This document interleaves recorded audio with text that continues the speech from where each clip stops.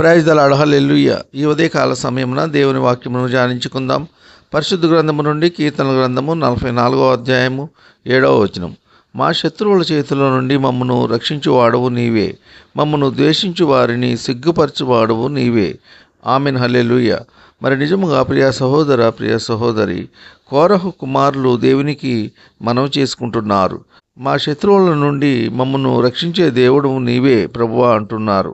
మమ్మను ద్వేషించే వారిని సిగ్గుపరిచే దేవుడవు నీవేనని అంటున్నారు. మరి నిజంగా ప్రియ సహోదర, సహోదరి, మనకు శ్రమ వచ్చినప్పుడు, నింద వచ్చినప్పుడు, ఆపద వచ్చినప్పుడు, శత్రువులు తరుముతున్నప్పుడు మమ్మను రక్షించే దేవుడవు, ఆదుకునే దేవుడు. మమ్ములను తోలనాడి నీచంగా, హీనంగా, అవమానకరంగా మాట్లాడిన వారిని సిగ్గుపరిచే దేవుడవు. మా పక్షమున వ్యాజ్యమాడే దేవుడవు. ఈ కొద్ది మాటలు దేవుడు దీవించునుగాక. ఆమెన్.